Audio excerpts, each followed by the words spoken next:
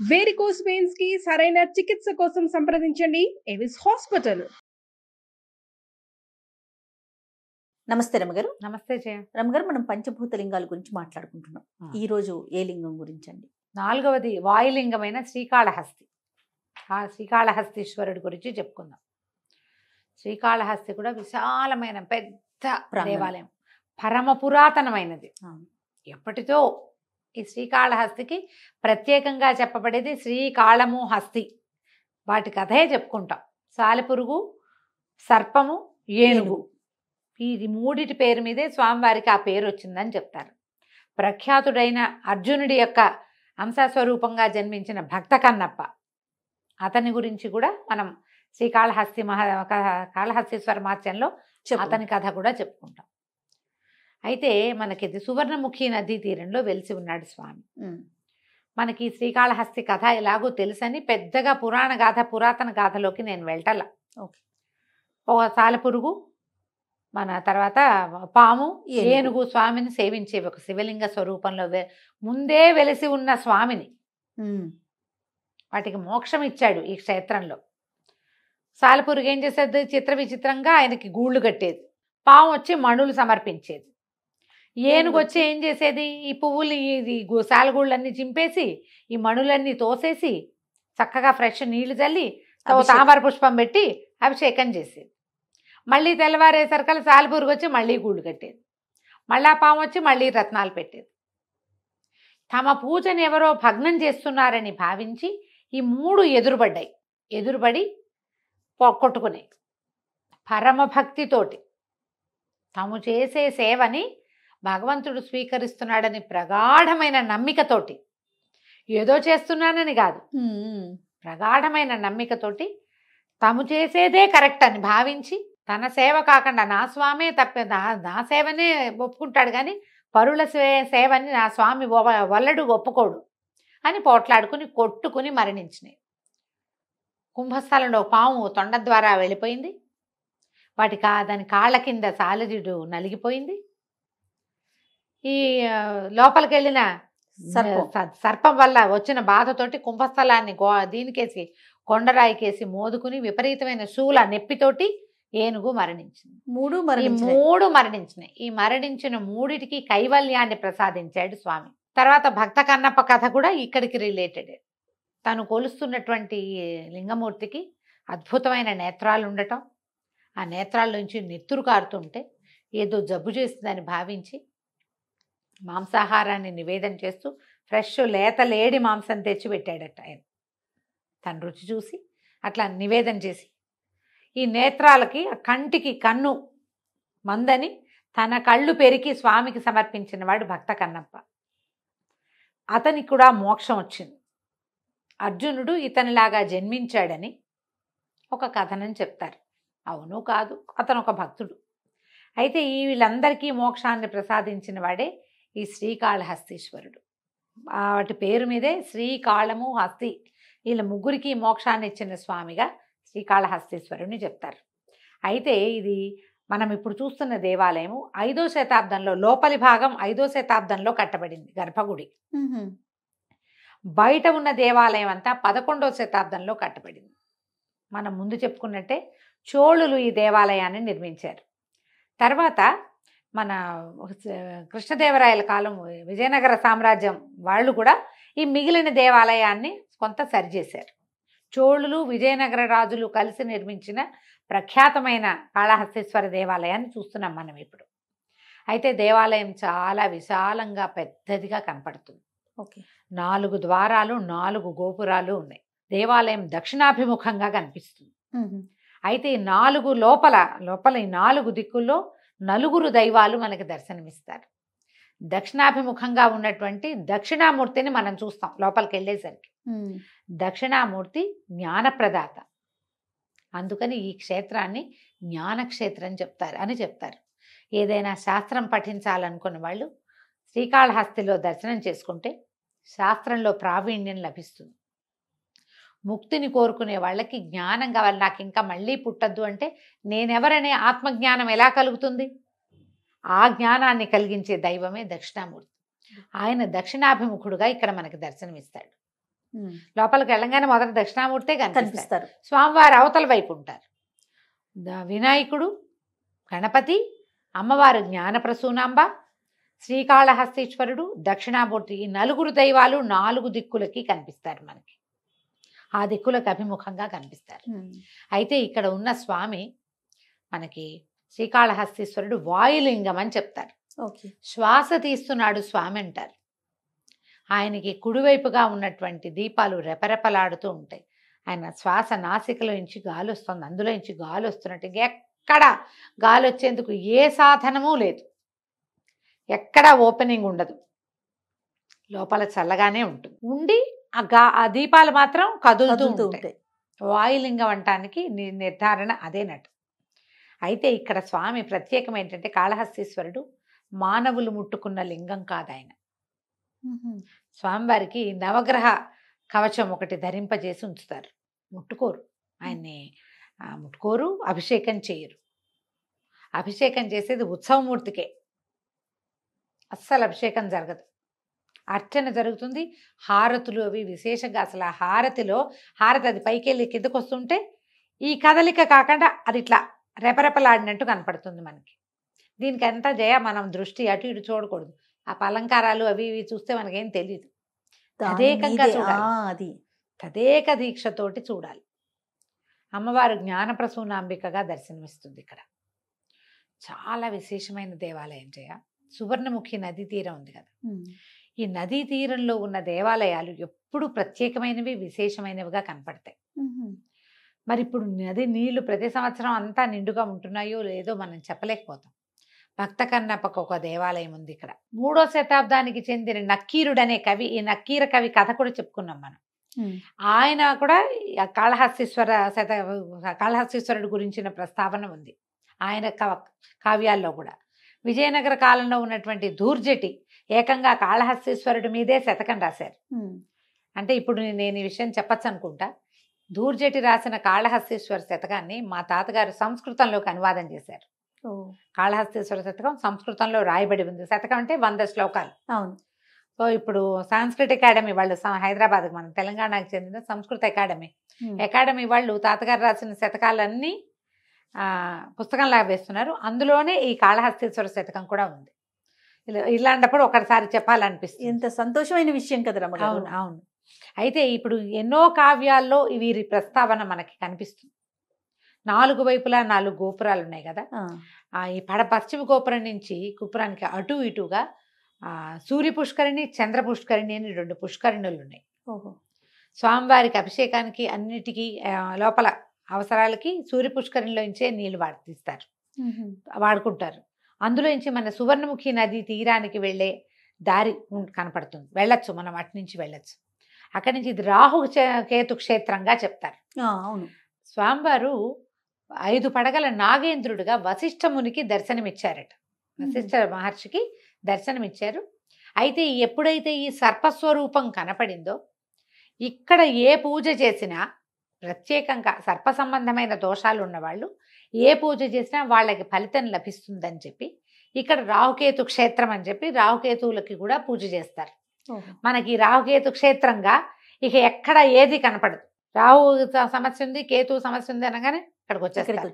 రాహుకేతు పూజలు కూడా భలే విశేషంగా చేస్తారు. ఒకేసారి చాలా మంది సామూహికంగా పూజ చేసుకునే అవకాశం లభిస్తుంది. అవును. రాహుకాలంలో చేస్తారు కదా. దానివల్ల ఇక్కడికి విశేషంగా జనం రావటం మనకు కనిపిస్తుంది.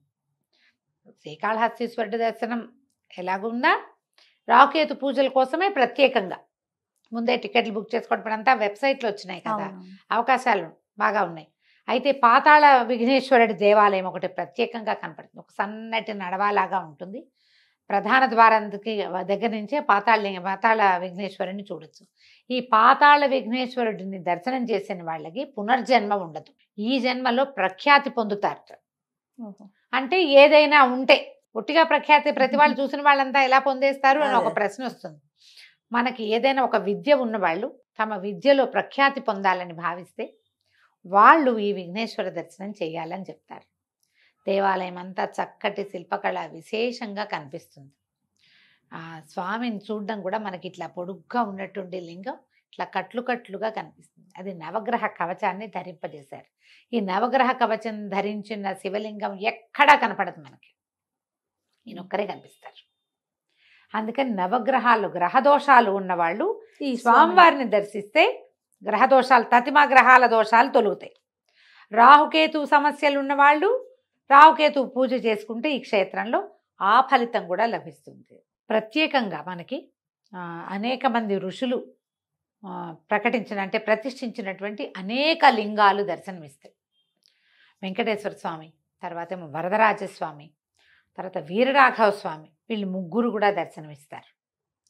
తర్వాత ఎన్నో తీర్థాలు ఉన్నాయట, 36 తీర్థాలు ఉన్నాయని చెప్తారు ఇక్కడ.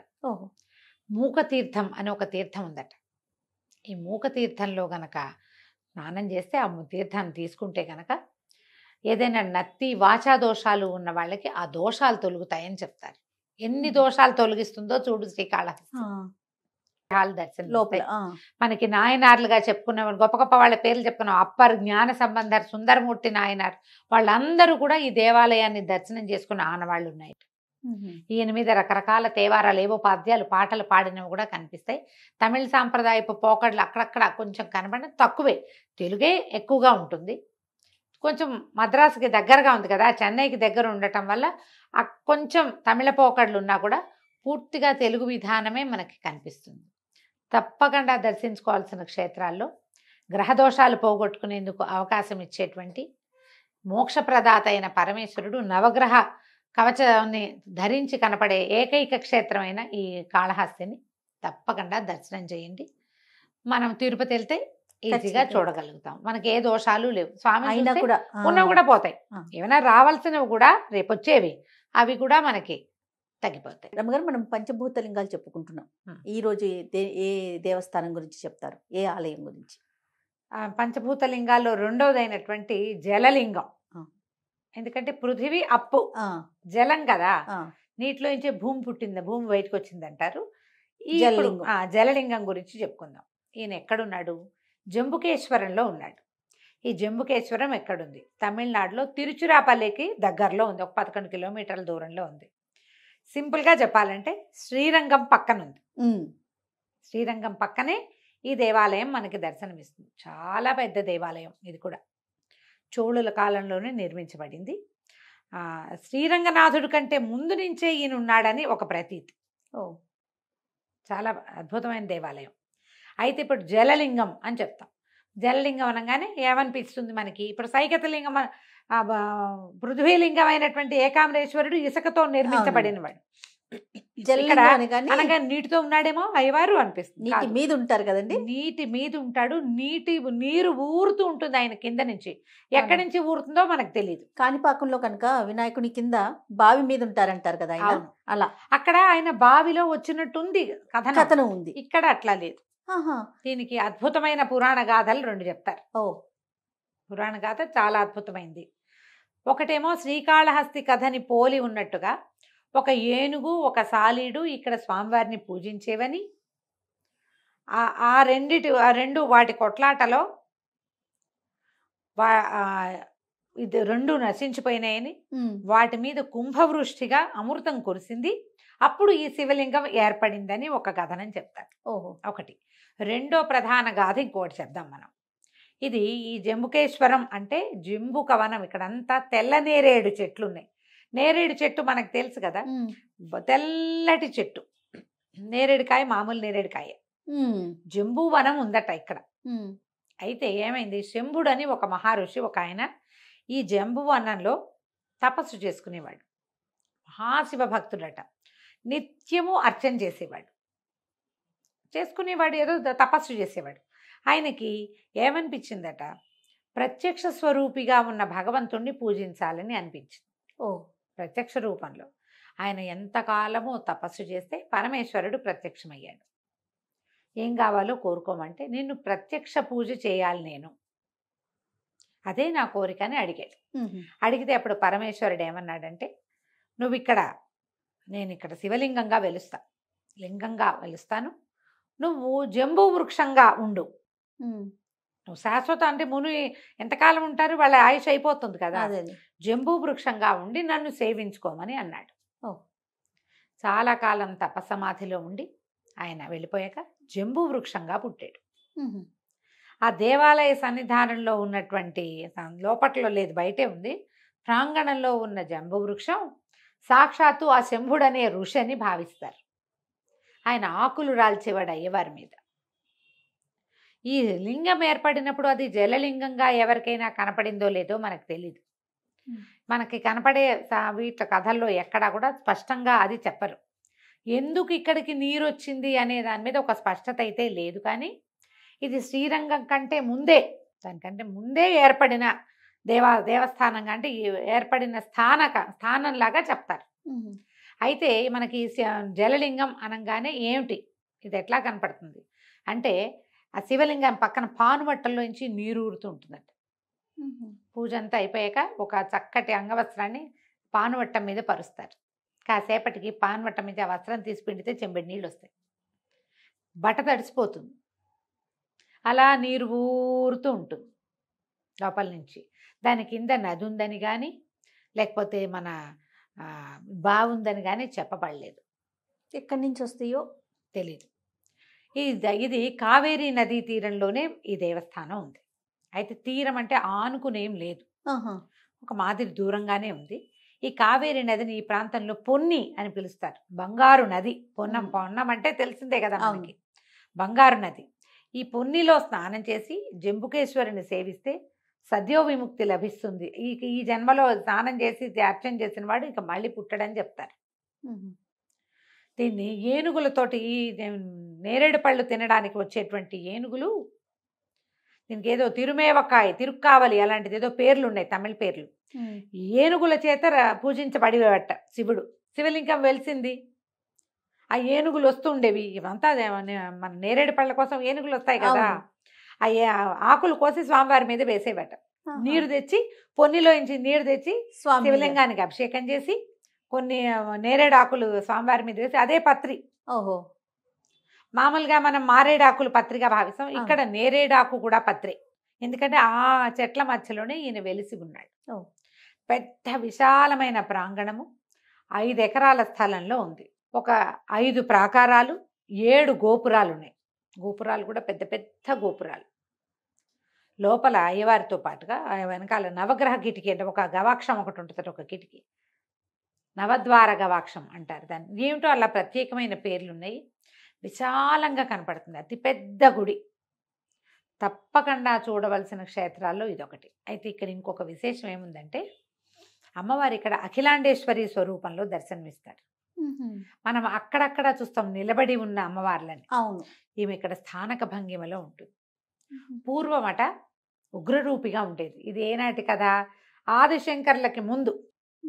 శంకరాచార్యుల వారు 9-10 శతాబ్దాలకు చెందినవారు కదా, 9వ శతాబ్దం. దాని ముందు అమ్మ ఉగ్రరూపిగా ఉండి ఆమె యొక్క శోధన విపరీతంగా ఉండేది. రాత్రిళ్ళు తిరగటము, బయటికి వచ్చేయటము అలాంటివి ఉండేవట. అయితే ఆదిశంకర్లు వచ్చి ఈ అమ్మని చూసి ఈమె ఉగ్రరూపిగా ఉందని కొంతకాలం ఇక్కడ తపస్సు చేసి ఆమె ఉగ్ర శక్తిని కొన్ని కళలు తగ్గించారట. ఆమె దగ్గర ఒక శ్రీచక్రాన్ని కూడా స్థాపించారు. దాంతో అమ్మవారి నుంచి ఉగ్రకళ తగ్గి శాంత కళ కనపడుతూ ఉంటుంది.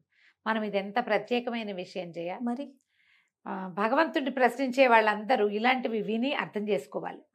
ఉందో లేదో మనకు తెలీదు అంటే లేకపోవడం అంటే మనం ఉన్నాంగా, అంతే కదా, మనం ఉన్నాం. మన ముందు తరాల వారికి చెందినటువంటి ఆదిశంకరులు ప్రతి దేవాలయంలో ఆయన ఎక్కడెక్కడికి వెళ్ళారో అన్ని చోట్ల ఈ కళలు హెచ్చటమో తగ్గించటమో, ఓ శ్రీచక్ర స్థాపన చేయటం, జనాకర్షణ యంత్రాలు స్థాపించటం, అవును, ఇలాంటివి ఎన్ని గాథలు వింటాం. లేదని మనం ఎలా అనగలం? అదే శంకర్లు రాసిన స్తోత్రాలు చూస్తాంగా మనం. అది మన మానవ రూపంలోనే జన్మించారు కదా, మనం ముందేగా. అవును, ఎప్పుడో అదేమిటి మన ముందు యుగం కాదు, మన యుగంలో. అవునండి, మన ముందు ఈ కాలడిలో ఇలా బంగారు ఉసిరికాయలు కాయించారు, కురిపించారు. అవి ఇల్లు వాకిలి అన్నీ కనపడుతున్నాయి. అవును, ఈ దేవాలయం ఇదివరకు అలా ఉండేది, ఇప్పుడు ఈయన వచ్చాక ఇలా మారింది, దానికి శాసనాలు ఉన్నాయి. ఎంత వివరంగా ఉంది కదా. అయితే ఈ జలలింగంగా అసలు నాకు తిరుపతిలో ఉన్నప్పుడు కూరలు కొనడానికి వెళ్తుంటే చొక్కలింగం అప్పులింగం అని 2 బ్రదర్స్ ఉండేవాళ్ళు. అప్పులింగం అతని పేరు. నాకు అర్థమయ్యేది కాదు, ఏమిటి ఈ పేరు ఇలా పెట్టుకున్నారు, తమిళ పేర్లు అలా ఉంటాయని. అప్పటికి వీటి మీద అంత అవగాహన లేదు. అదే ఈయనే అప్పులింగ, ఆహా, ఈయన అప్పులింగం జంబుకేశ్వరుడు. అంటారు. అప్పు అంటే సంస్కృతంలో నీరు, ఆపహ ఆ. అంటే నీరు. ఆ, ఇప్పుడు పృథివీ, ఇప్పుడు నేను సంస్కృతిలో చెప్తా కదా, పృథివీ అప్పు, తేజో వాయురు ఆకాశాలు, ఆ అప్పే ఈ అప్పు. ఓ, జలలింగం. ఉమ్, ఈ పేర్లు పెట్టుకుంటారు బాగా విశేషంగా. ఈ అఖిలాండేశ్వరి సన్నిధానాన్ని దర్శనం చేయటం, ఆ పొన్ని నదిలో స్నానం చేసి జలలింగేశ్వరుడు, ఈ జంబుకేశ్వరుణ్ణి పూజించిన వాళ్ళకి సద్యో విముక్తి కలుగుతుంది. ఈ జీవితం నుంచి మనం ఇదవుతాము. ఉమ్, చాలా ప్రత్యేకమైన దేవస్థానాల్లో ఈ జంబుకేశ్వరం కూడా ఒకటి. లైన్గా మొదలుపెట్టి ఉమ్, మొదట కాంచీపురము, తర్వాత జంబుకేశ్వరము, తర్వాత అరుణాచలము, ఉమ్, ఆ తర్వాత ఏమో కాళహస్తి, చివరికి చిదంబరము. ఈ లైన్ ప్రకారం చూడొచ్చు. ఓహో, లేదా మీరు పైనుంచి వచ్చినా సరే, ఆకాశము దగ్గర నుంచి వచ్చినా సరే, ఆకాశము, వాయువు, అగ్ని, జలము, ఆ తర్వాత భూమి చూసినా ఇవరాయి దెబ్బరాయిగా చూడకుండా ఒక లైన్ ప్రకారం చూడండి. ఓకే, విశేషమైన దేవస్థానంగా కనపడుతుంది. అన్ని ప్రత్యేకంగా శిల్పాలు, రకరకాల దేవతా విగ్రహాలు, పురాతనమైన శిల్పకళ. శ్రీరంగనాథుడే పురాతన దేవస్థానం. అవును. ఆయన కంటే ముందు ఎవరైనా శ్రీరంగం వెళ్తే దగ్గరలోనే ఉంది కాబట్టి ఈ ఖచ్చితంగా. జంబుకేశ్వరాన్ని కూడా తప్పకుండా దర్శించండి. అలానే రమ్మగారు మనం పంచభూత లింగాలు చెప్పుకుంటూ ఉన్నాం. మూడవది మూడోది అగ్ని. అగ్నిలింగం. అగ్నిలింగం అనగానే మొత్తం తెలుగు వాళ్ళందరిలోనూ ప్రచారంలో ఉన్న అరుణాచలేశ్వరుడు. మిగతా పంచభూత లింగాల్లో వేటి మిగిలిన- గురించి అవగాహన ఉన్నా లేకపోయినా, దర్శనం చేసుకున్నాం లేదు అనే ఆలోచన ఉన్నా, అరుణాచలం మాత్రం మాత్రం ఖచ్చితంగా మనం వెళ్ళి తీరాల్సిందే. రమ్మగారు అంటే ఇట్లా అనొచ్చో అనకూడదో, ఒక్కసారి దర్శనం కోరుకోవచ్చు. ప్రతి నెల వెళ్ళిపోయేవారు ఉన్నారండి. బస్సులో అక్కడట వెళ్ళిపోతున్నారు. అక్కడట మైకుల్లో చెప్తున్నారంట, దయచేసి నెల నెల రామాకండి, అయ్యో రామ, కొత్త భక్తులకి అవకాశం ఇవ్వండి. అంటే అవకాశం ఉండాలి కదా అందరికీ. అంటే మరి ఇలా అనకూడదేమో కానీ ఇదంతా ప్రవచనకర్తల ప్రభావమే చేయ. అది సంతోషించదగ్గ విషయమే అయినా కూడా కాకపోతే ఎక్కువ స్ట్రెస్ చేయబడింది అరుణాచలం. ఆ, ఐదింటిని స్ట్రెస్ చేసి ఉండొచ్చు కదా బాగుండేది కదా. అవునవును. జంబుకేశ్వరంలో జనం తక్కువ ఉంటారు. ఆ, ఆ తమిళనాడు వాళ్ళే వస్తారు, తెలుగు వాళ్ళు పెద్దగా కనపడరు. ఆ, చిదంబరంలో తెలుగు వాళ్ళు పెద్దగా కనపట్టల్లా.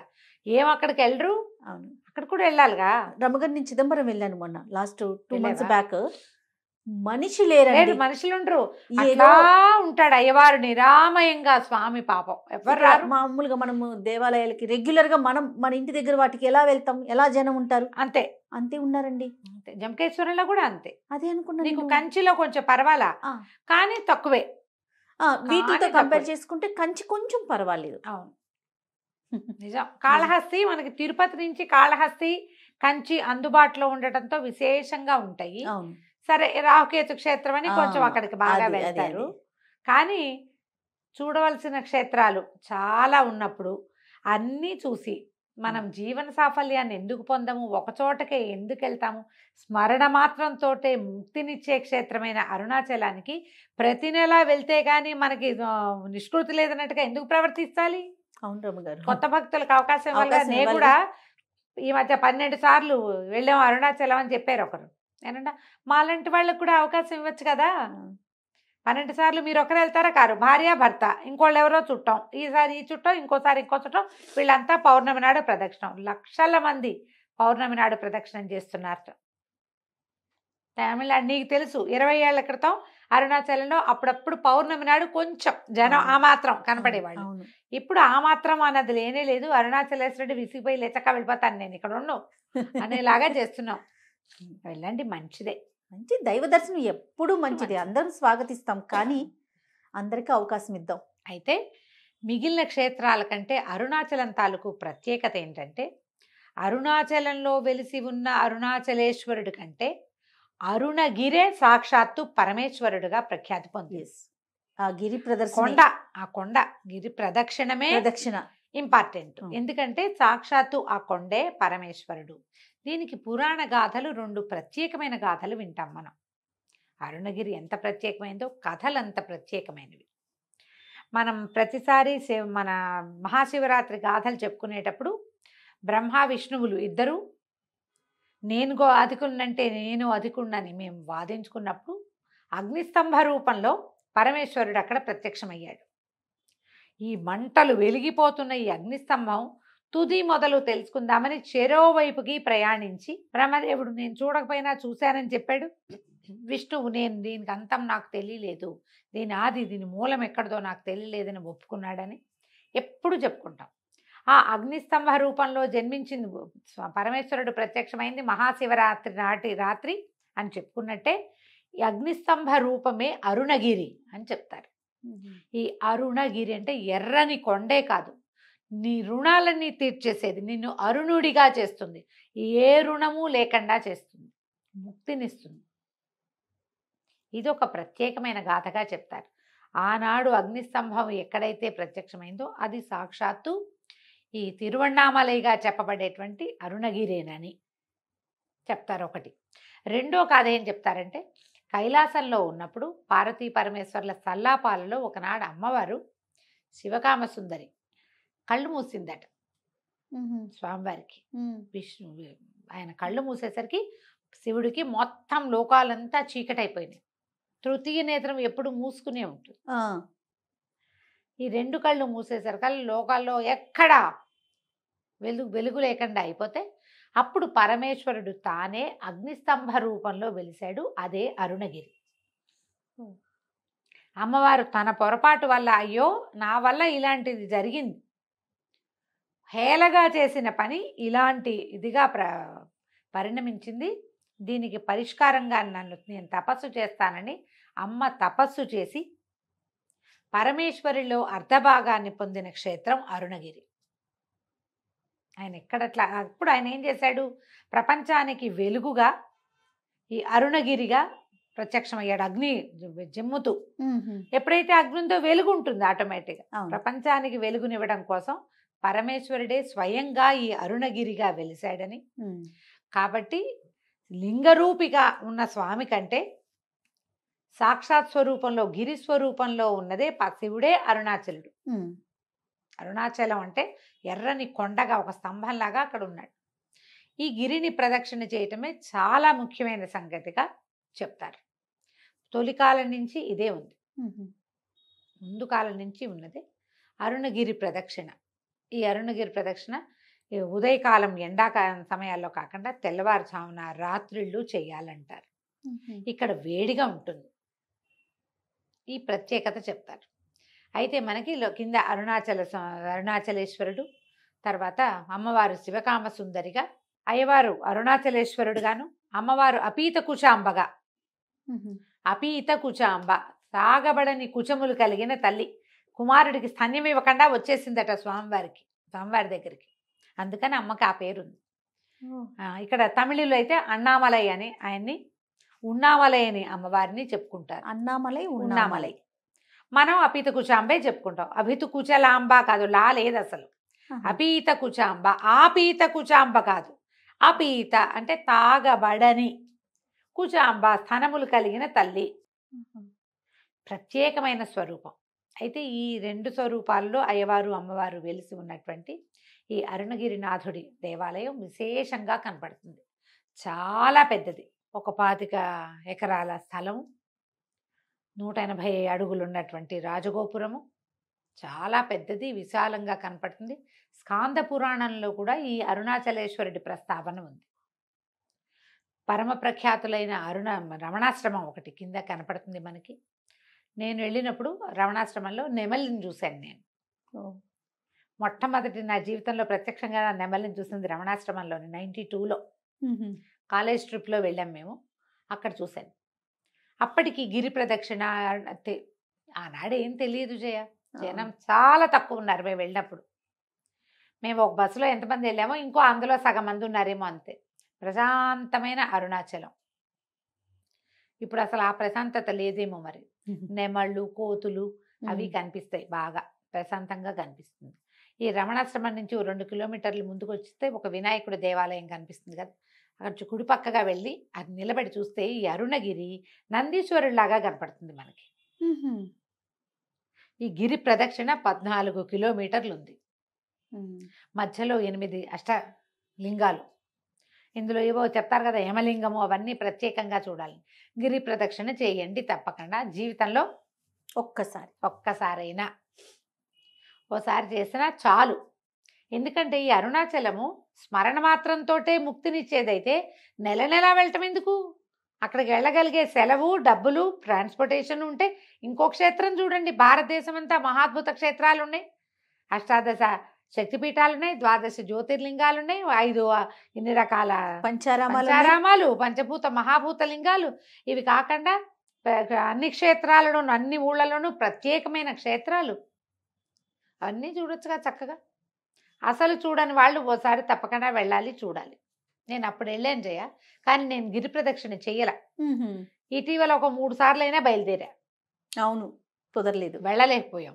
సరే, మనకి అవకాశం ఇవ్వలేదు అంతే. ఇంకా భగవంతుడు ఈ వెళ్ళే దారిలో నడిచేటప్పుడు దారిలో కూడా అన్నట ఎడం పక్కగానే నడవాలి, ఓ పక్కగానే నడవాలి, రోడ్ అంతా స్ప్రెడ్ అవ్వకూడదని రెండో పక్క నుంచి ఋషులు వాళ్ళు గిరి ప్రదక్షిణం చేస్తారట.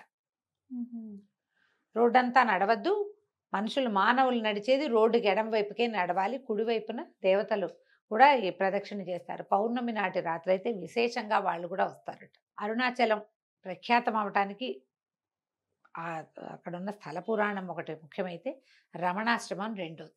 భగవాన్ శ్రీరమణులు మన ముందు తరాలలో మన ఆదిశంకరుల గురించి ఎలా ప్రత్యేకంగా చెప్పుకుంటాము. చాలా చిన్నతనం నుంచి ఇక్కడికి వచ్చి సిద్ధి పొందారు రమణులు. వారి రమణాశ్రమం అత్యంత ప్రశాంతమైంది.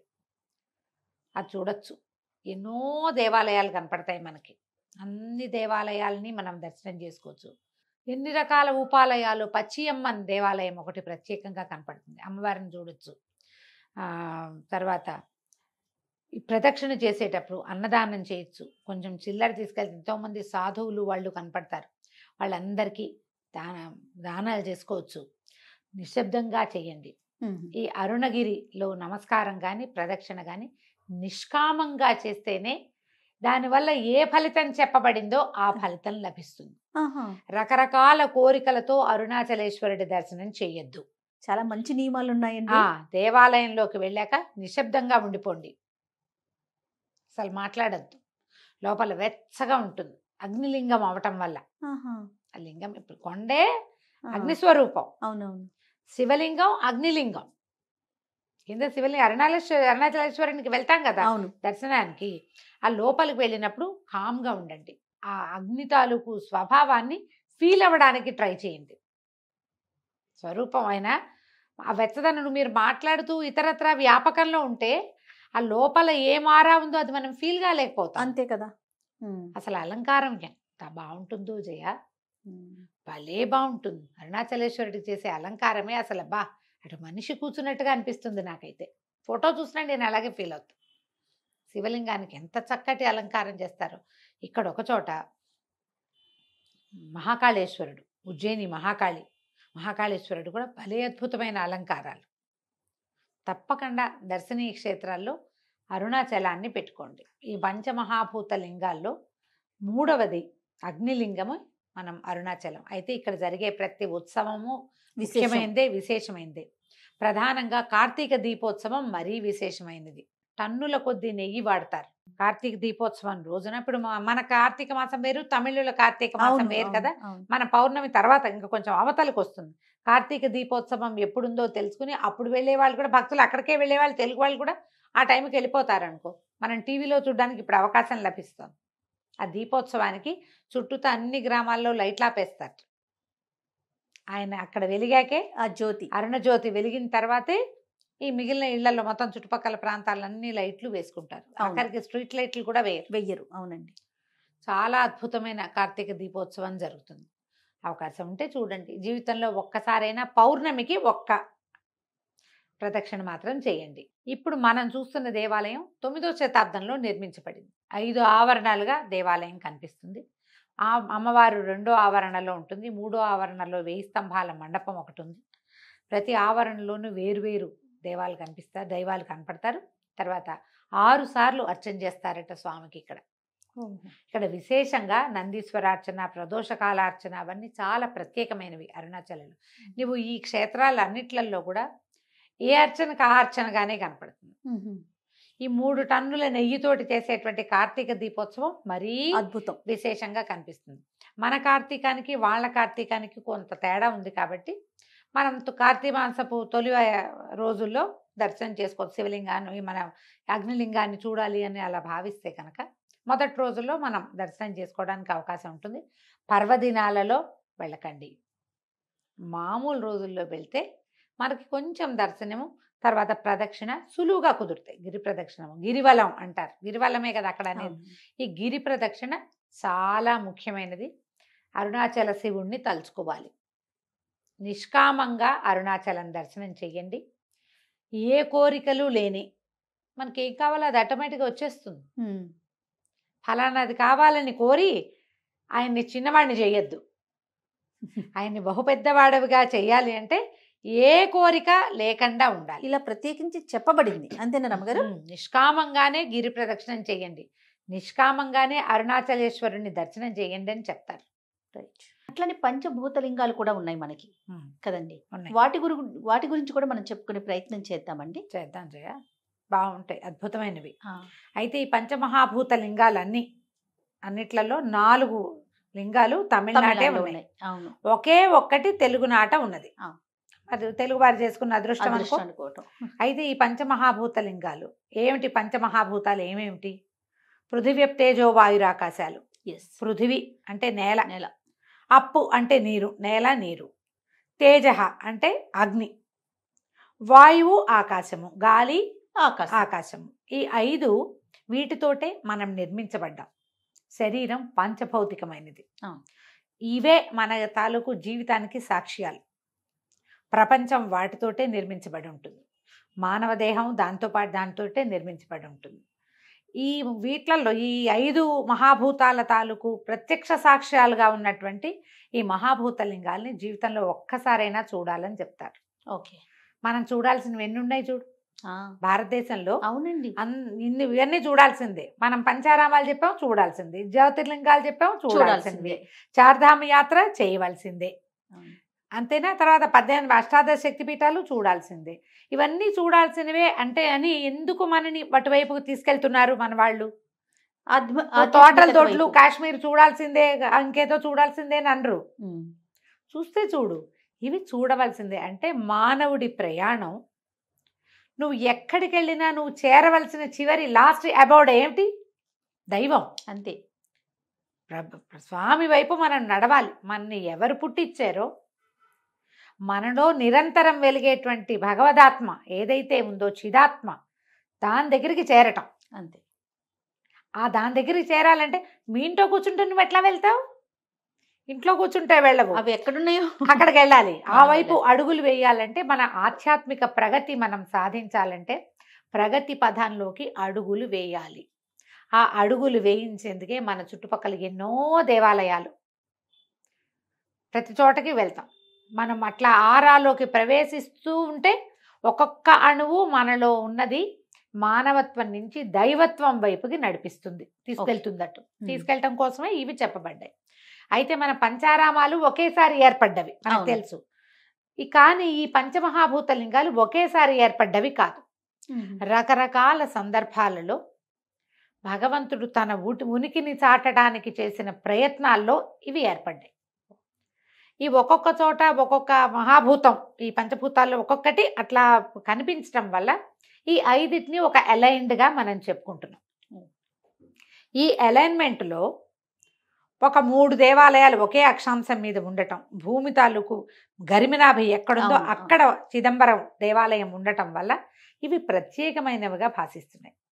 అయితే ఇటీవల కాలంలో ప్రవచనకర్తల ప్రభావంతో ఇందులో ఉన్న ఒక మహాభూత లింగాన్ని, అగ్నిలింగాన్ని మనం బాగా దర్శనం చేసుకుంటున్నాం. ఎక్కువ వెళ్తున్నారు తెలుగు వాళ్ళు. మిగిలినవి కూడా చూసే ప్రయత్నం చేయాలి. అయితే ఇవి ఏమేమిటి? పృథివీ మొదటిది, మనం భూమి మీద ఉంటాం. అయితే ఆఖరి పుట్టిన భూతం పృథివీ భూతమేనని చెప్తారు. కానీ మనం ఈ లైన్లో వెళ్తాం కదా.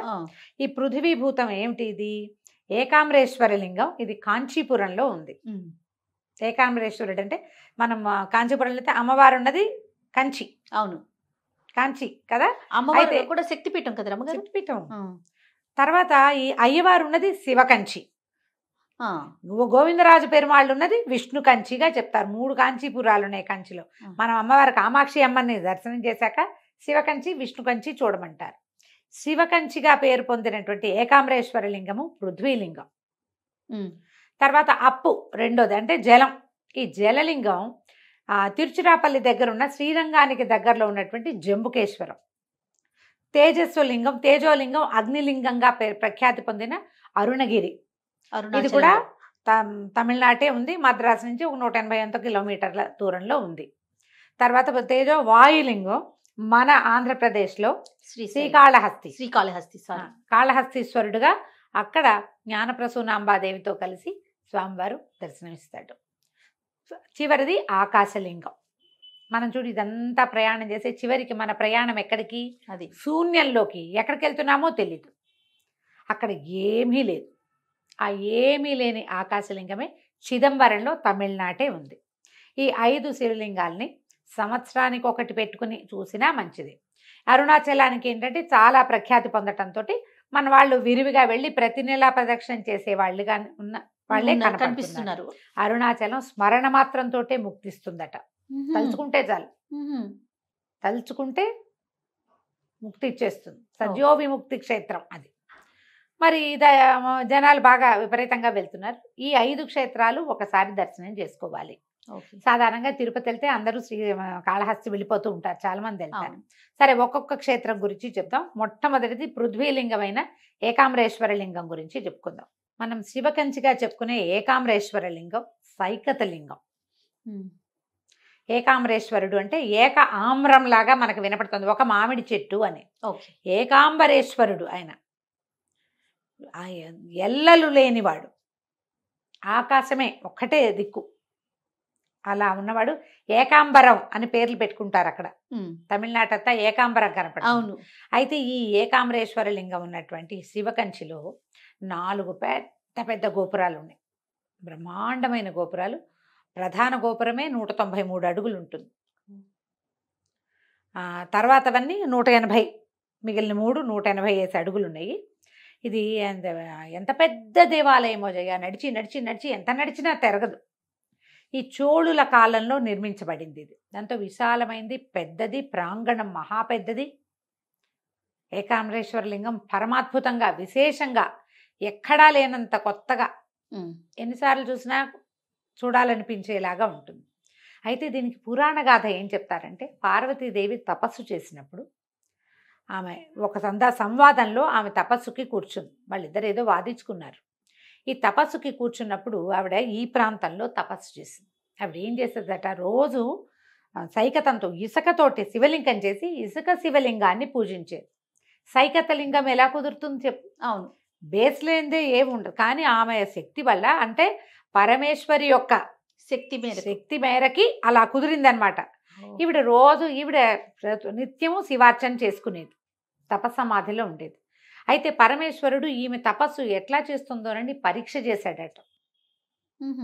పరీక్ష చేస్తే ముందు అగ్నిని పంపించాడు. అయినా కూడా ఆవిడ శివలింగాన్ని వదిలిపెట్టాల.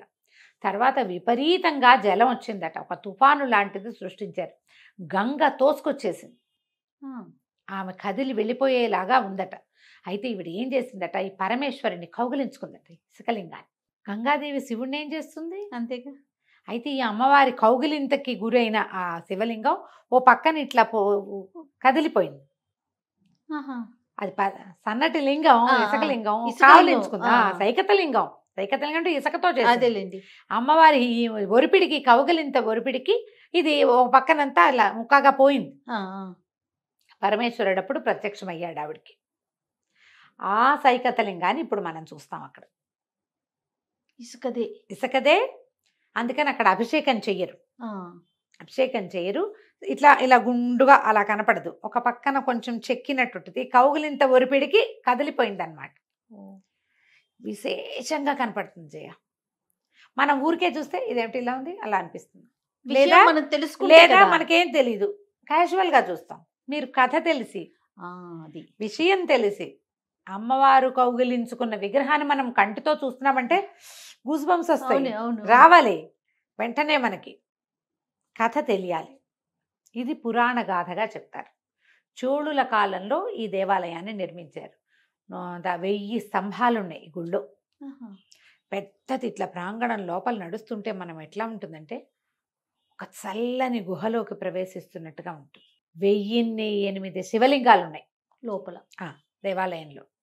అయితే ఇక్కడ ఈ దేవాలయంలో ఇంకొక పెద్ద విశేషం ఏం చెప్తారంటే దీని తర్వాత ఇప్పుడు మనం అయ్యవారిని చూసిన తర్వాత ఎడం వైపుకి లక్ష్మీనారాయణల సన్నిధి ఉంది, విష్ణు సన్నిధి కూడా ఉంది. ఇక్కడ ఈ లోపల ఉన్నటువంటి విష్ణు సన్నిధిని చాలా విశేషంగా చెప్తారు. 108 దివ్య దేశాలలో ఒకటైనటువంటి పెరుమాళ్ళు ఇక్కడ ఉంటాడు, స్వామివారికి సాయంగా ఉన్నాడని చెప్తారు. అయితే పక్కన ఒక మండపాల మధ్యలో ఒక పెద్ద మామిడి చెట్టు కనిపిస్తుంది మనకి. ఈ మామిడి చెట్టు 3500 సంవత్సరాల నాటి మామిడి చెట్టు. ఈ మామిడి చెట్టు గట 4 శాఖలకి 4 రకాల పళ్ళు కాసేవట. అయితే తర్వాత కాలంలో ఈ కొంతకాలం క్రితం ఆ చెట్టు కూలిపోయింది. ఆ చెట్టు ప్లేస్లో ఇంకొక మామిడి వృక్షాన్ని, ఆమ్ర వృక్షాన్ని పెట్టారు. ఏక ఆమ్రేశ్వరుడు అని ఇందుకు వచ్చాడని, ఈ మామిడి చెట్టు కిందే అమ్మవారు తపస్సు చేసిందని చెప్తారు, ఆ పాత చెట్టు అని. అయితే ఇప్పుడు మనకేం కనపడుతుంది, ఆ మామిడి చెట్టు తాలూకు కాండాన్ని ఒక గ్లాస్ బాక్స్లో పెట్టి మనం గుళ్ళోకి వెళ్తుంటేనే మనకు ఎడం వైపు కనపడుతుంది, కనిపిస్తుంది. నేను 3-4 సార్లు చూడడంతో నాకు అది అసలు అట్లా బ్రెయిన్లో ఉందన్నమాట. ఈ లోపల మండపంలో ఈ మామిడి చెట్టు ఉంది కదా, మామిడి చెట్టు దగ్గర ఇట్లా ఎత్తుగా మండపం కట్టి ఉంచుతారు. చుట్టూతా నుంచి చూడొచ్చు. అక్కడ శివపార్వతులు ఇద్దరు ఒళ్ళో కుమారస్వామిని పెట్టుకుని వివాహ దంపతులుగా కనిపిస్తారు మనకి, కళ్యాణ దంపతులుగా. సోమస్కందమూర్తి అని ఒక ప్రత్యేకమైన స్వరూపం ఉంది. స ఉమా స్కందమూర్తి, ఉమతో కలిసి ఉన్న స్కందుడు కలిసి ఉన్న మూర్తి అని. శివపార్వతులు ఇద్దరు ఉండి మధ్యలో కుమారస్వామి ఉన్న స్వరూపాన్ని చూస్తే సంతానం కలుగుతుంది. మనం ఏం చెప్పుకుంటాము, ఇది ఎప్పుడు స్కందజననం చెప్పుకుంటే అవునవును బాగా సంతానం కలుగుతుంది, ప్రతిసారి చెప్తాం కదా. ఈ సోమస్కందమూర్తిని ధ్యానం చేసిన, ధ్యాసలో ఉన్న, చూసి నమస్కారం చేసిన, సంతానం కోరుకున్న సంతానం కలుగుతుంది. ఈ సోమస్కందమూర్తిగానే మనకి ఇక్కడ దర్శనమిస్తారు. ఎంత బాగుంటుందో. మనం ఇది మెట్లెక్కి వాటి చుట్టూతా ఒక ప్రదక్షిణ చేసి ఆ మామిడి చుట్టూతా మళ్ళీ వచ్చి దండం పెట్టుకుని దిగి వచ్చేసేయచ్చు. ఇక్కడ తపోకామాక్షి కూడా కనపడుతుంది. అమ్మవారు తపస్సు చేసింది కదా ఇక్కడ. అవును, కామాక్షి స్వరూపం ఇక్కడ తపోకామాక్షిగా కనిపిస్తుంది. పెద్ద విశాలమైన పురాతనమైన విపరీతమైన ఆధ్యాత్మిక భావాలు కలిగించేది. కొంచెం సేపు ధ్యానం చేసినా మనం ధ్యానంలోకి వెళ్ళిపోగలిగేలాంటి పాజిటివ్ ఆరా ఉన్న దేవాలయమే ఏకాంబరేశ్వర స్వామి దేవాలయం. శివకంచి ఆల్రెడీ వెళ్ళుంటారు చాలామంది. ఈ వెళ్ళిన వాళ్ళు ఊరికే ఏదో గుడి అని వచ్చేయద్దు, అందులోకి వెళ్ళడానికి ప్రయత్నం చేయండి. ఈ ప్రాంతంలో మనం ఎక్కడ నిలబడి ఉన్నామో, ఏది చూస్తున్నామో అక్కడ అమ్మవారు తపస్సు చేసింది పరమేశ్వరుడి కోసం. శక్తి శివుడి అనుగ్రహం కోసం తపస్సు చేసిన స్థలం. ఆమె పూజ చేసిన శివలింగం, పరీక్ష చేసిన భగవంతుడు. ఎన్ని ఉన్నాయి విశేషాలు. ఊరికే గుడి చూసి వచ్చేయద్దు. ఒక ధ్యానంలో 5 నిమిషాలైనా నిశ్శబ్దంగా కూర్చొని, మీరు ఏం చేయొద్దు, మెడిటేషన్ మీ వల్ల కాదు, కామ్గా కూర్చోండి. ఆ లోపల చల్లదనాన్ని, ఆ పాజిటివ్ వైబ్ని తీసుకోవడానికి ప్రయత్నం చేయండి. ఆడికి వెళ్తే చాలామంది తమిళ గాయకులు వాళ్ళు వస్తారా, ఎంతంత తేవారాలు అవి పాడతారమ్మా, భలే బాగుంటుంది. తెలుగు బాగా వినిపిస్తుంది, తెలుగు వినిపిస్తుంది, తమిళ తేవారం పాడుతూ ఉంటారు. ఈ జ్ఞాన సంబంధాలు అప్పర్ వాళ్ళంతా రాసినవి భలే బాగా పాడతారు. నిత్యము కళ్యాణం జరుగుతుంది అక్కడ, విశేషంగా కనిపిస్తుంది. అయితే ఇక్కడ విష్ణు సాన్నిధ్యం ఉందని చెప్పాం కదా, లోపల విష్ణుమూర్తి కూడా ఉంటారు. తమిళ పేరమా తిరునిలందిగల్ తుండం, ఇలాంటి పేరు. వామనమూర్తిగా కొలుస్తారు స్వామిని. వీళ్ళిద్దరు శివకేశవులిద్దరు ఒకే చోట ఉన్నట్టుగా మనకు కనపడుతుంది. అయ్యవారి సన్నిధి వేరు, అమ్మవారి సన్నిధి వేరు. సాధారణంగా కాంచీపురం అనగానే కామాక్షి, కంచికి అని కామాక్షిని చూసేస్తాం. తర్వాత అందరికీ బంగారు బల్లి, వెండి బల్లి, బంగారు బల్లి అని వరదరాజు పెరుమాళ్ళని చూడడానికి వెళ్ళిపోతారు. విష్ణు కంచికి వెళ్తారు. శివ కంచికి తప్పకుండా వెళ్ళండి. అమ్మవారిని చూసి శివ దర్శనం చేయకపోతే ఫలితం లభించదు. మామూలుగా మనం ఏం చెప్పుకుంటాం జయ, తిరుమలలో కూడా అమ్మవారిని చూడాలి, ఆమె నిత్యానపాయిని కాబట్టి. నువ్వు కామాక్షిని చూస్తే కామాక్షి ఎవరి కోసం తపస్సు చేసిందో, ఎక్కడ తపస్సు చేసిందో, ఏ స్వరూపంతో తామె ప్రార్థన చేసిందో అది చూడొద్దు ఖచ్చితంగా. కదా. ఈ బంగారు బల్లిని ముట్టుకోవడం కోసం పరిగెడతాం కానీ కాంచీపురం కానీ వెండి బల్లి బంగారు బల్లి. శివకంచిని తప్పకుండా చూడండి. మనం చూడవలసిన ముఖ్యమైన క్షేత్రాలలో ఏకాంబరేశ్వరుడు తప్పకుండా ఉన్నాడు. పైగా మనకి మామూలుగా చెప్తారు అయోధ్య మధుర మాయ కాశీ కాంచి అవంతిక పురి ద్వారవతి చైవ సప్తైతే మోక్షద్వారకాహ అంటారు. మోక్షద్వారాలు తెరిచేటువంటి ప్రాంతాలు ఇవే. అయోధ్య మధుర మాయ కాశీ కాంచి అవంతిక. కాంచీపురం మోక్షద్వారం. ఆ మోక్షద్వారానికి 3 భాగాలు ఉంటాయి. మనం ప్రవేశిస్తాం. 2 పక్కవి 2 పక్క తలుపులు, పక్క చెక్కలు, పైది ఒక చెక్క కదా, అవునా. 3 భాగాలు. ఆఖరిది భూమే, మనం దాన్ని దాటి వెళ్తాం. ఈ 3 భాగాల్లో అమ్మవారి కంచి, కామాక్షి కంచి, శివ కంచి, విష్ణు కంచి. ఏ ఒకటి వదిలేసినా మీరు మోక్షద్వార ప్రవేశం చేసినట్టు కాదు. ముగ్గురిని చూడాలి. సమయం ఉంచుకోండి. ఓసారి ఇప్పుడు మనం తరచూ కామాక్షిని చూడడానికి వెళ్ళే వాళ్ళు కొంతమంది ఉంటారు. నెల నెల అరుణాచలం వెళ్ళే వాళ్ళు ఉన్నట్టుగా కాంచీపురం వెళ్ళే వాళ్ళు ఉంటారు. వెళ్తే వెళ్ళండి అమ్మవారి మీద ఆసక్తితోటి. కానీ ఒకసారైనా ఒకే రోజున ముగ్గురిని చూడండి. మనం పొద్దున మొదలు పెడితే మధ్యాహ్నానికి 3 అయిపోతాయి. అవును, చాలా సింపుల్గా ఒక్కసారైనా ఈ ప్రయత్నం చేయండి. మీరు కాంచీపురం వెళ్తే షాపింగ్ చేద్దాం అనుకోకండి. ముందు ఇవి చూసి అప్పుడు షాపింగ్కి వెళ్ళండి. తప్పకుండా రమ్మగారు. ఇప్పుడు మనం కథ కంచికి మనం ఇంటికి అనాలి. రైట్. నమస్తే. నమస్తే. పంచభూతలింగాల్లో మనం ఆఖరి లింగం చిదంబరం అండి. ఆకాశలింగం, ఆకాశలింగం, చిదంబర రహస్యం అంటారు. ఏమిటో చిదంబర రహస్యం. ఆ చిదంబర రహస్యం ఏమిటంటే శూన్యం, చివరికి మిగిలేది ఏమీ లేదు, శూన్యమే ఇదంతా. అదే చిదంబరం. ఎంత వెంపర్లాడతావు, గోల పెట్టేస్తావు, ఏమిటేమిటో చేస్తావు, ఎక్కడెక్కడో కన్నాలు వేస్తావు, ఎవరి జీవితాలో పాడు చేసేస్తావు నీ జీవితం కోసం. చివరికి మిగిలేది ఏమిటి? శూన్యం, ఖాళీ. ఆకాశం శూన్యం చేయ, ఆ పైన ఏం లేదు. ఆ లేనితనాన్ని చూపించేదే చిదంబర రహస్యం. చాలా అద్భుతమైన గాథ ఉంటుంది జయ చిదంబరానికి. ఎన్నిసార్లు చదివినా, ఎన్నిసార్లు చెప్పినా ప్రతిసారి ఒక అద్భుతమైన భావం కలుగుతుంది. ఇదివరకు ఎప్పుడు ఇది కృతయుగానికి ముందు, కృతయుగం తొలికాలం అయి ఉండొచ్చు. ఋషులు మునులు చాలామంది ఇక్కడ ఉండేవాళ్ళు ఈ చిదంబరం ఉన్న ప్రాంతాల్లో. తిల్లైవనం అనేవాళ్ళట ఈ ప్రాంతాన్ని. తిల్లై అనేది ఒక ప్రత్యేకమైన చెట్టు, అది గుబురుగా ఉంటుంది.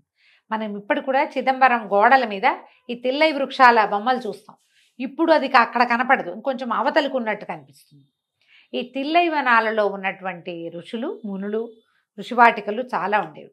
వీళ్ళు మంత్రాలతోటి యజ్ఞాలతోటి భగవంతుణ్ణి బంధించగలమనేటువంటి ఒక భావంలో ఉండేవాళ్ళు. మంత్రం ఉంది, యజ్ఞం ఉంది. భగవంతుడు వీటికి అతీతుడైన వాడు, లోకాతీతుడు అయిన ఆ అతీతమైన దైవాన్ని మనం బంధించగలమనే ఒక ప్రగాఢమైన విశ్వాసంతో వాళ్ళు ఉండేవాళ్ళు.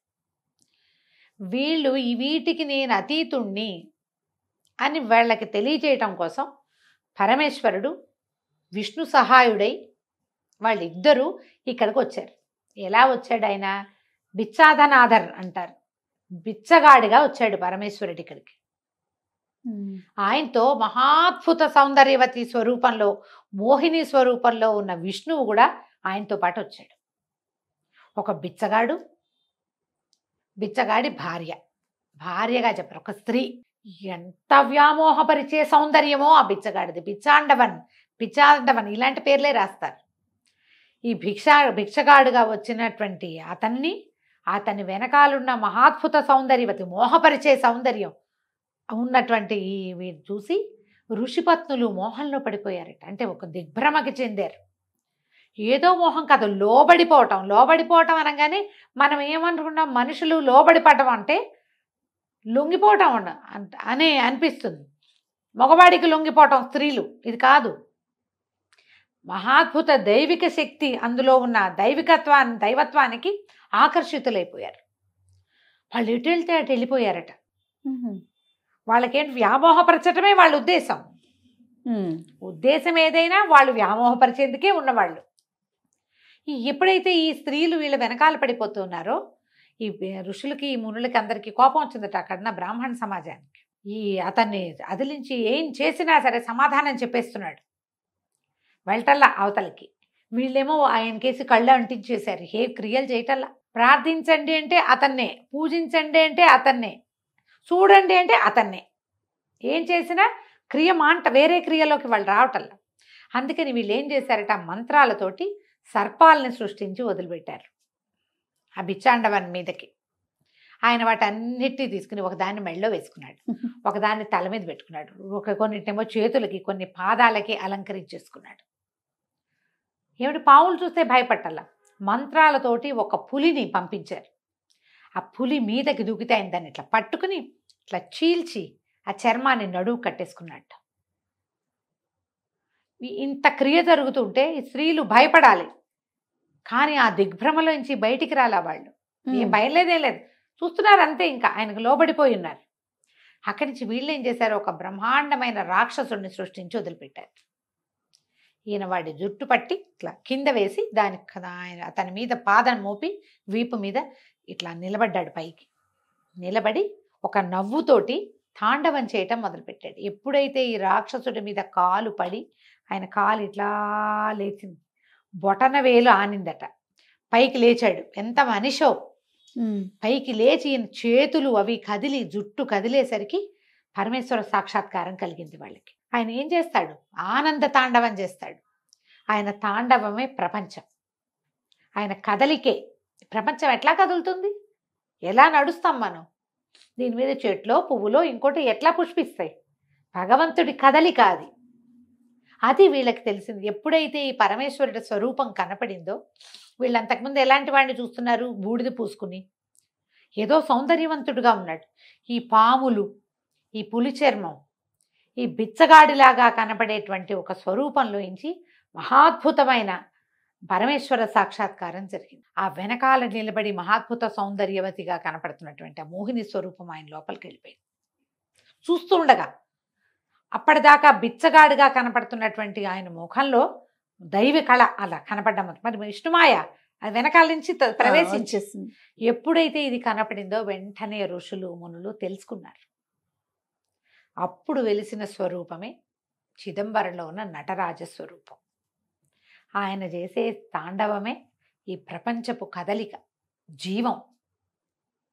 ఈ లేచినటువంటి ఈయన చేతుల్లోకి అగ్ని ఇలాంటివన్నీ ప్రత్యక్షం. వాటన్నిటితోటే కదా ప్రపంచం ఎట్లా నడుస్తుంది, పంచభూతాలతోటి. ఆ స్వరూపం ఇక్కడ మనకి కనపడుతుంది.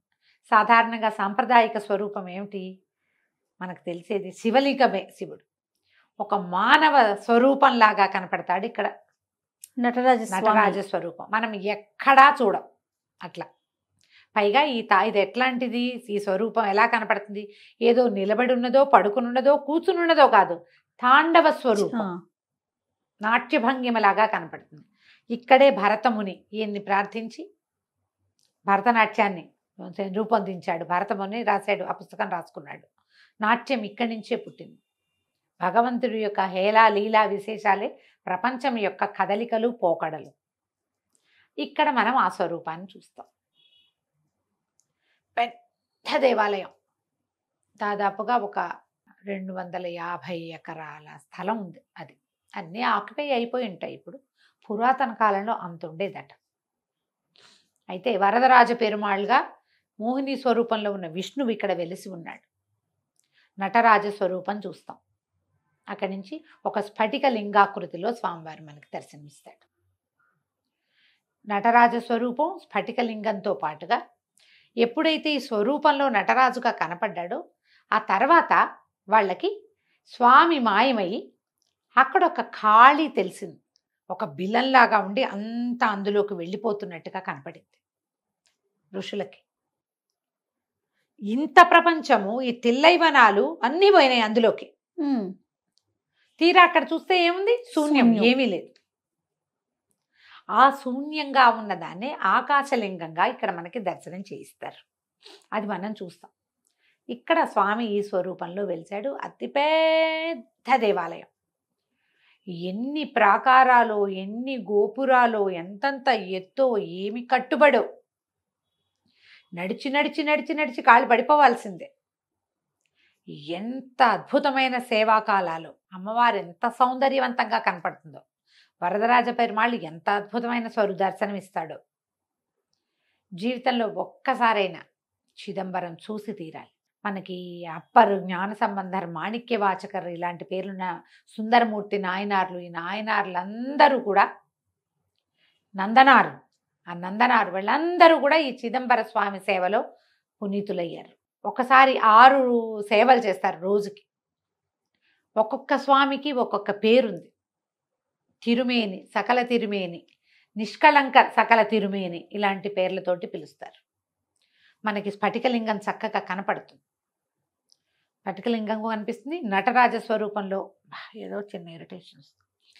నటరాజ స్వరూపంలో ఉన్న స్వామిని కూడా మనం దర్శనం చేస్తాం. అయితే ఇప్పుడు ఆకాశలింగం చూడాలి. తీసుకెళ్తారు అక్కడికి. ఒక కర్టెన్ అడ్డు ఉంటుంది. తెర తొలగిస్తే బంగారు బిల్వపత్రాలు వేళ్లాడుతూ కనపడతాయి మనకి. వాటి వెనకాల ఒక ఖాళీ ప్రదేశం కనిపిస్తుంది. ఖాళీయేగా అనిపిస్తుంది, ఖాళీ కాదు. మనం శివలింగాన్ని పూజిస్తాం. తర్వాత నటరాజ స్వరూపంలో స్వామి కనపడతాడు. అంటే సగుణ బ్రహ్మ భగవంతుడు మనం పూజ అందుకోవడానికి వీలుగా మనకొక స్వరూపాన్ని చూపిస్తాడు. నువ్వు రోజు రూపానికి పూజ చేస్తావు, రూపానికి అభిషేకం చేస్తావు, రూప ధ్యానమే చేస్తావు. అక్కడి నుంచి ఆ రూపంలోంచి రూపం లేకపోయినా పూజ చేయగలిగే దారిలోకి మనం వెళ్ళాలి.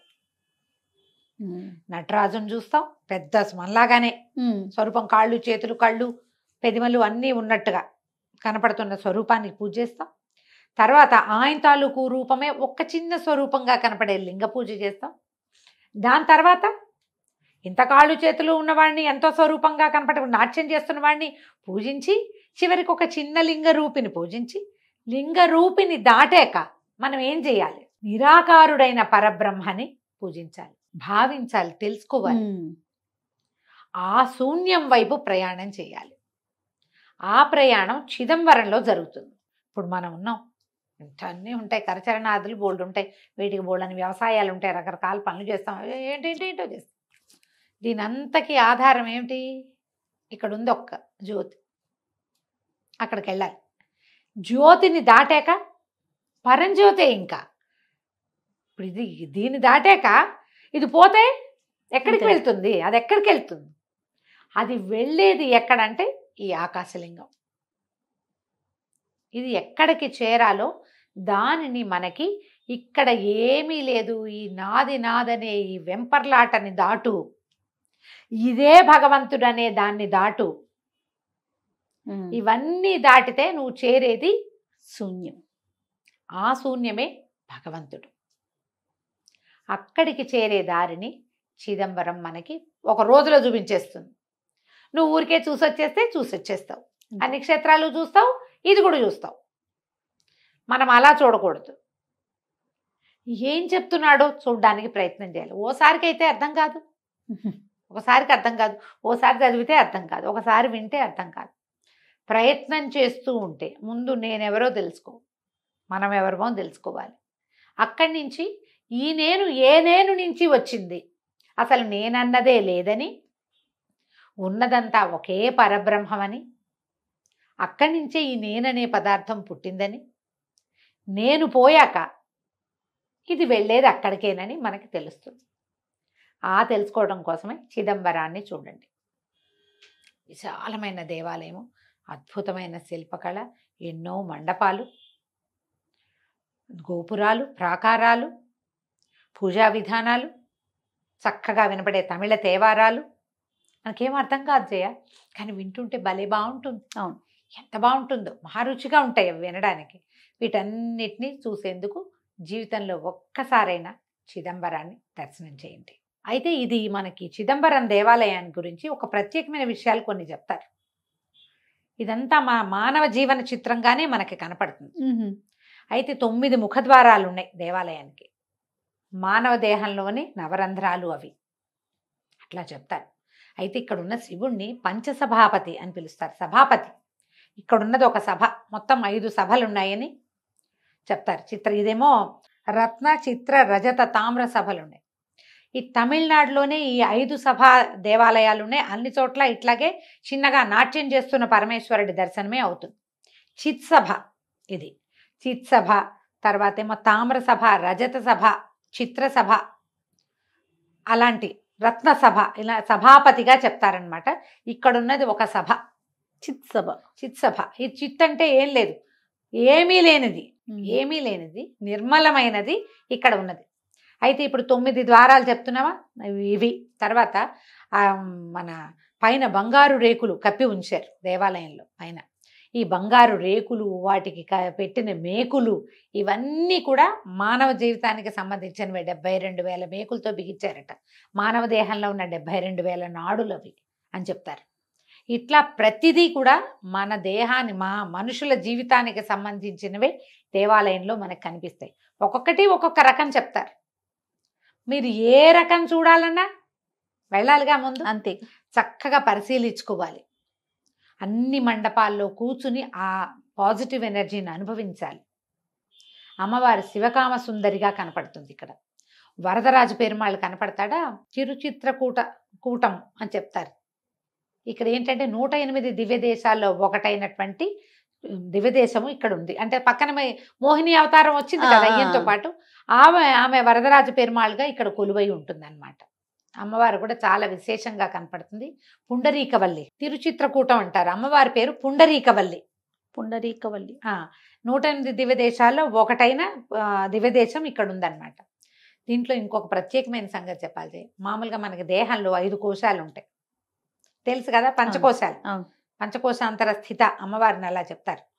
మొదటిది అన్నమయ, ప్రాణమయ, మనోమయ, విజ్ఞానమయ, ఆనందమయ కోశాలుగా ఉంటుంది. మానవ దేహం 5 కోశాల్లో ఉంటుంది. మనం మరణించినప్పుడు వెళ్ళిపోయినాక అన్నీ కలిసిపోయి ఆనందమయ కోసం మనని అనుసరిస్తుందంటారు. అయితే ఇక్కడ ఉన్న 5 ప్రాకారాలు మానవ దేహంలో ఉండేటువంటి 5 కోశాలుగా చెప్తారు. మనమే అంతే. కేవలం భగవంతుడి సృష్టి లీలా విలాసమైనటువంటి మానవుని యొక్క జీవితమే ఇది.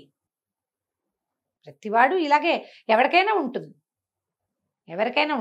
ఇన్ని కోశాలు ఉన్నాయని మనకు తెలీదు, తెలుసుకోము. నవరంధ్రాలు మనకి తెలుసు. ఇప్పుడు మనకి షట్చక్రాలు తెలుసా? అవును. కట్ చేస్తే కనపడవుగా, కనిపించవు, కానీ ఉంటాయి కదా. ఎలా ఉన్నాయో ఈ కోశాలు కూడా అలాగే ఉన్నాయి. అవి కూడా అలాగే ఉన్నాయి. అది మనకి కనపడని విషయము ఉంది, కనిపించే విషయం కూడా ఉంది. రోజుకు 6 సార్లు సేవ చేస్తారు స్వామికి. చాలా విశేషంగా కనపడతాయి.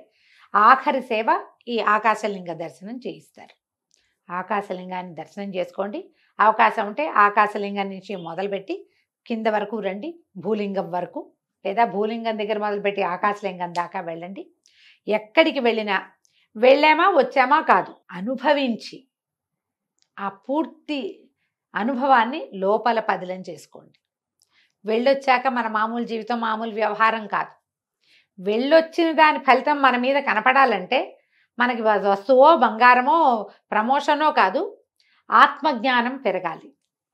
ఆ రకమైన తీర్థయాత్ర తప్పకుండా చేయండి. ఈ కార్తీక మాసంలో ఇంత పుణ్యప్రదమైన 5 దేవాలయాలు, 5 ఈ 5 10 దేవాలయాలు చెప్పే అవకాశం లభించినందుకు నా వరకు నాకు చాలా సంతోషంగా ఉంది.